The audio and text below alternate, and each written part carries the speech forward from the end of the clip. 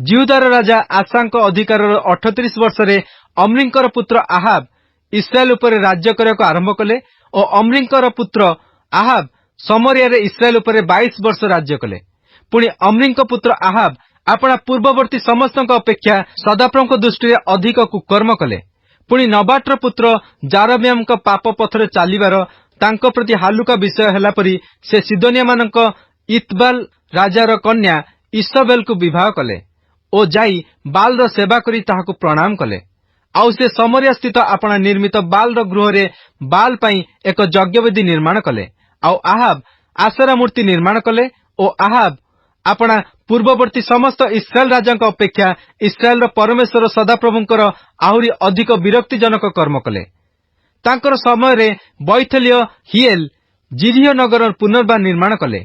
सदाप्रभु Noonan पुत्र जिहोशियों हस्तरे जहा कहिथिले सेही वाक्यानुसार से अपना ज्येष्ठ पुत्र अबिराम मृत्यु सहित नगर भित्तिमूल स्थापन कले और अपना कनिष्ठ पुत्र सगुबर मृत्यु सहित तहिर द्वारमान स्थापन कले। प्रथम राजावली अध्याय 17। अनंतर गिलियद्र प्रवासी तिस्बिय एलिय आहाब को कहिले मु जहांक साक्षात छिड़ा होइछि सेही इस्राएल परमेश्वर सदाप्रभु जीवत थिबा प्रमाणे एही केतक वर्ष काकर की वृष्टि पड़िब नहीं, केवल मो वाक्यानुसार हेब। ए उत्तरे तांको निकट सदाप्रभुंकर एही वाक्य उपस्थित हैला, जथा तुम्भे एठारु जाई पूर्व दिग को फेरी जर्दन सम्मुखस्थ करित नदी निकट रे आपणकु लुचाओ। से स्थान रे तुम्भे नदीरु पान करिवो ओ तुमको खाद्य जोगाइबा पई आंबे काक मानकु आज्ञा देइछु। तहिरे से जाई सदाप्रभुंक वाक्यानुसार कर्म कले। से जर्दन सम्मुखस्थ करित नदी निकट को जाई बास कले। पुणी काक माने प्रातः काल रोटी और मांस पुणी संध्या बेले रोटी और मांस तांको पई आनिले आउ से नदीरु पान कले। पुणी देश रे वृष्टि नहिबारु किछि काल उतारे नदी शुष्क होईगला। अनंतर तांको निकट सदाप्रभुंकर एही वाक्य उपस्थित हला, जथा उठ सिदोन रो सारिफत को जाई सेठारे बास कर। देख आंबे सेठा स्थित एक विधवा स्त्री की तुमको प्रतिपोषण करिया पई आज्ञा देइछु। तहिरे से उठी सारिफत को गले ओ से नगर द्वार निकट रे उपस्थित हुंते देख एक विधवा स्त्री सेठरे काठ साउंटु अछि। तौ से ताहाकु डाकी कहिले विनय करूछि गोटे पात्र रे किछि जल आण मु पान करिबी। एणु से स्त्री ता आनिया पई जिबा बेले से ताहाकु पुणी डाकी कहिले विनय करूछि मो पई खंडे रोटी हाथ रे आण। तो से कहिला सदाप्रभु तुम परमेश्वर जीवत थिबा प्रमाणे मोठारे गोटे पिठा नहीं, केवल कलश रे मुठिए मैदा और पात्र रे अल्प तेल अछि। आउ देख मु 2 खंड काठ साउंटु अछि जेपरि ताहा नहीं जाई मो पई और मो पुत्र पई पाक करी खाइबु, तही उतारे मरिबु। एथिरे एलियो ताहाकु कहिले भय न कर, जहा कहिल ताहा जाई कर, मात्र तहिरु प्रथमे मो पई गोटे सान पिठा करी मो कतिकी आण। तही तरे तुम पई ओ तुम पुत्र पई कर, कारण सदाप्रभु इस्राएल परमेश्वर एही कथा कहंती जे पर्यंत सदाप्रभु भूमि रे वृष्टि न वर्षांती से दिन पर्यंत मैदा कलश शून्य हेब नहीं, केवा पात्र रे तैलर अभाव हेब नहीं। तहिरे से जाई एलिंक वाक्यानुसार कला। पुणी से ओ एलिय सेही स्त्रीर परिजन अनेक दिन जाए भोजन कले। एलियंक द्वारा सदाप्रभुंक कथित वाक्यानुसार मैदा कलश शून्य हेला नहीं, केवा पात्र रे तैलर अभाव हेला नहीं। एही सब घटना उतारे गृहर कर्त्री सेही स्त्रीर पुत्र पीड़ित हैला। पुणी ताहार पीड़ा एपरी प्रबल हैला जे ताहाठारे श्वासवायु रहिला नहीं। तहिरे से स्त्री एलियंकु कहिला, हे परमेश्वरक लोक तुंभ संगे मोहर कौन अछि? तुम्बे मोर पाप स्मरण कराइबाकू ओ मो पुत्र को बध करिबाकू आसीअछ? तो एलिय ताहाकू कहिले मते तुंभ पुत्र को दियो। तहिरे से ताहा कोलरू बालक को नहीं अपना रहिबा ऊपर कोठरी की घेनी जाई अपना सज्जारे सुआइले। पुणी से सदाप्रभु को डाकी कहिले, हे सदाप्रभु मो परमेश्वर, मु जो विधवार गृह रे प्रवास करूअछि तुम्बे ताहार पुत्र को बध करी ताहा प्रति ही कौन अमंगल घटाइल? तो बालक उपरे से 3 थर आपण को लंबाइले।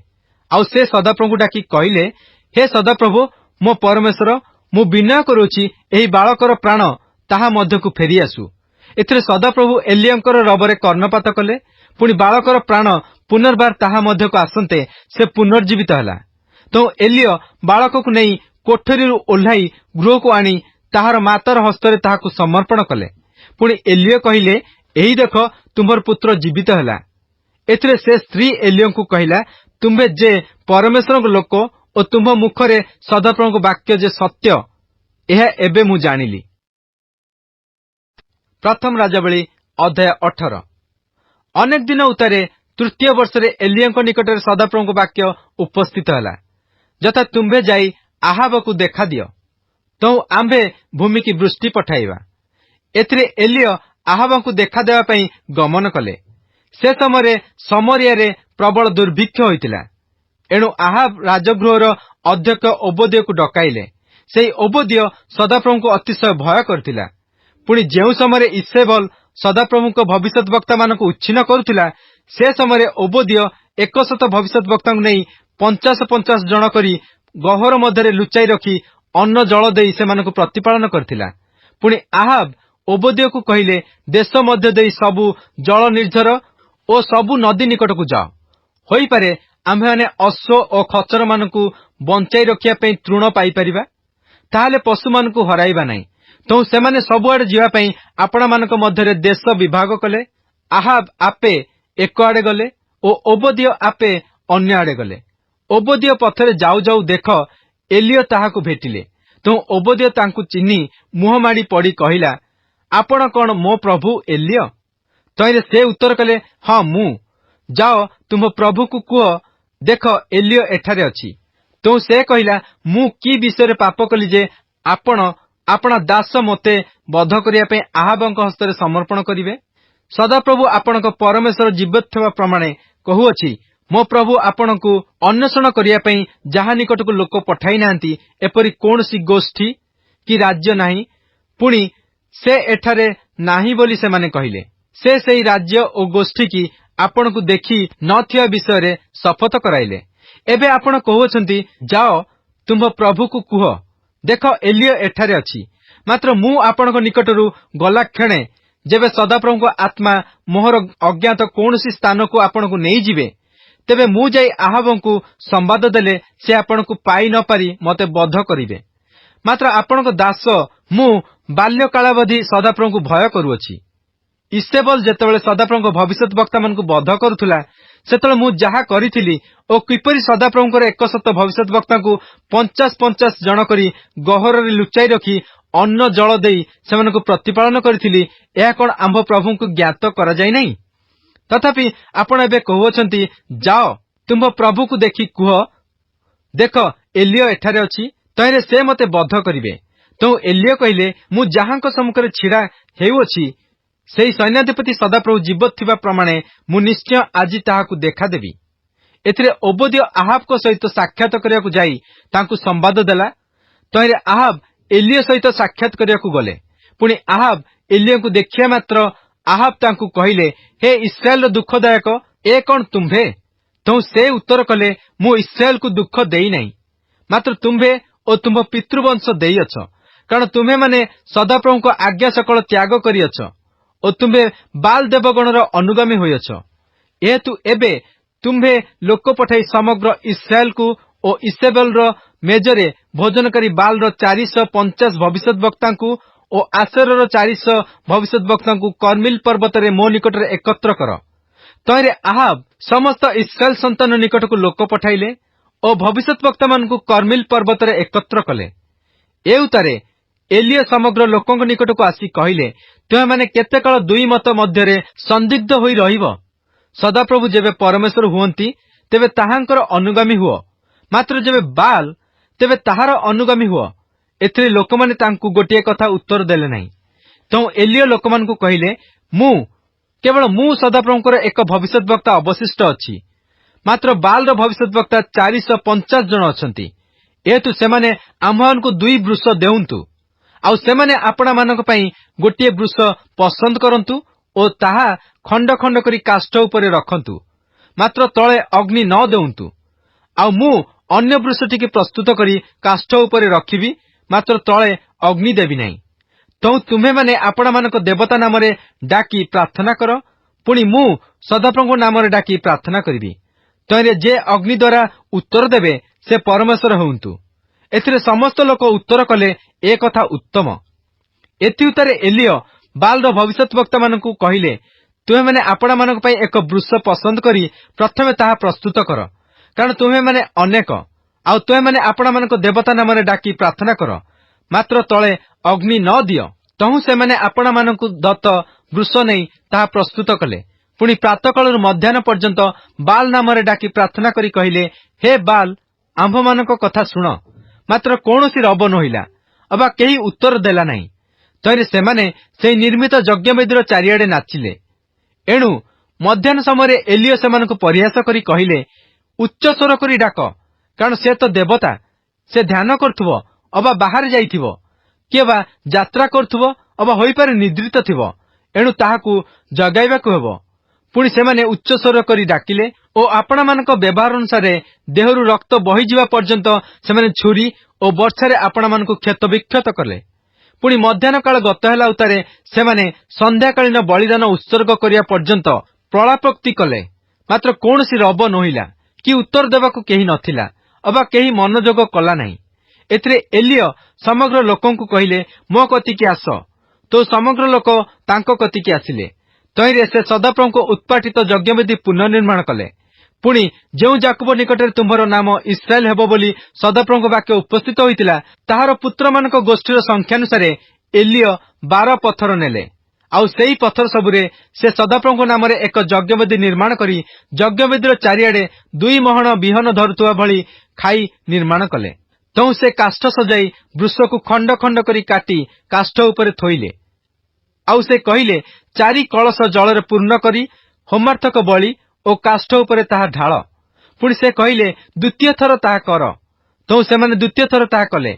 आउ से कहिले, तृतीय थर ताहा कर। तहु सेमाने तृतीय थर ताहा कले। तैरे यज्ञवेदीर चारिआडे जल बहीगला। एलियो खाईकी मध्य जलरे पूर्ण कले। ए उतरे संध्याकालीन बलिदान उत्सर्ग करिवा समय एलियो भविष्यवक्ता निकटवर्ती होई कहिले, हे सदाप्रभु, अब्राहम ओ इसहाक ओ इस्राएल परमेश्वर, तुम्हे जे इस्राएल मध्य परमेश्वर अट ओ मुझे तुम्हार सेवक ओ मुझे तुम वाक्य प्रमाण यही सब कार्य करियछि, यह आज जना जाऊ। तुम्हे सदाप्रभु जे परमेश्वर अट ओ तुम्हे जे सेमानकर अंतःकरण फेराइछ, यह एही लोक माने जेपरि जानि परिबे, एथिपई मो कथा सुण। हे सदाप्रभु, मो कथा सुण। सेतबेले सदाप्रभुको अग्नि पतित होई होमार्थक बलि ओ काष्ठ ओ प्रस्तर सबु ओ धूଳି ग्रास करी खाईरे थिबा जल चाटी पकाइला। एथिरे समग्र लोक एहा देखि मुहमाडी पड़ी कहिले, सदाप्रभु ही परमेश्वर, सदाप्रभु ही परमेश्वर अटंती। तो एलियो सेमानकु कहिले, बाल भविष्यवक्ता मानकु धर, सेमानकर काहारी की पळाइबाकु दियो नाही। तैरे लोकमाने सेमानकु धरिले। पुणी एलियो सेमानकु किशोन नदी निकटकु नेई सेठारे सेमानकु बध कले। एथि उतरे एलियो आहाबकु कहिले, तुम्हे उठी जाई भोजन पान कर, कारण अतिशय वृष्टिर शब्द हेउछि। तो आहाब भोजन पान करबाकु उठीगले। पुणी एलियो कर्मिल श्रृंगकु जाई भूमि रे नई पड़ी आपणा आंठु मध्य मुख रखिले। पुणी से आपणा दासकु कहिले, उठी जाई समुद्र आड़े अनाओ। तो से उठी जाई अनाई कहिला, किछि नाही। एथिरे एलियो कहिले, पुनर्बार 7 थर जाओ। तो से 7म थर कहिला, देखंतु मनुष्यर हाथ परी खंडे क्षुद्र मेघ समुद्ररु उठुअछि।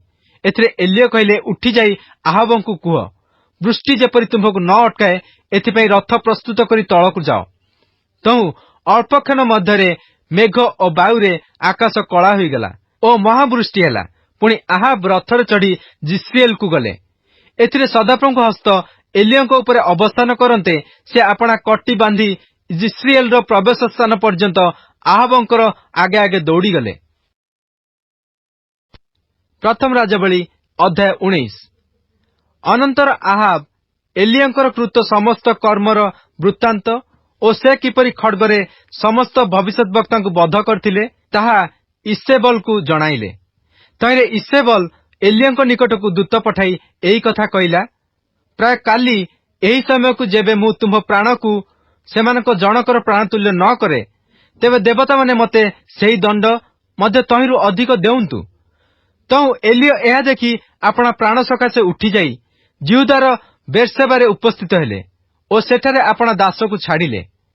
मात्र से आपे प्रांतर भितरकू दिनकर पथ जाई एक रोतम वृक्ष मूल उपस्थित होई बसिले ओ आपणा मृत्यु प्रार्थना करी कहिले, यथेष्ट हेलानी, एबे हे सदाप्रभु मोर प्राण निय, कारण मु आपणा पूर्वपुरुष मानक ठारू भल नुहे।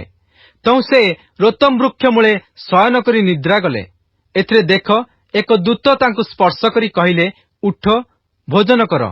तैरे से अनान्ते देख तांक मस्तक पाखरे अंगारे पक्व एक पिठा ओ एक पात्र जल अछि। एणु से भोजन पान करी पुनर्बार शयन कले। एउतारे सदाप्रभुଙ୍କ दूत पुनर्बार द्वितीय थर आसी तांकु स्पर्श करी कहिले, उठ भोजन कर, कारण तुम्भ शक्तिर पथ अधिक। तो से उठी भोजन पान कले ओ सेई खाद्यर बलरे परमेश्वर पर्वत होरेब पर्यंत 40 दिन और 40 रात्रि गमन कले। आउ से सेठा स्थित एक गहर उपस्थित होई रात्रि क्षेपण कले। सेतबेले देख सदाप्रभुଙ୍କ वाक्य तांको निकटरे उपस्थित हला ओ से तांकु कहिले, एलिय तुम्बे एठारे कौन करुअछ?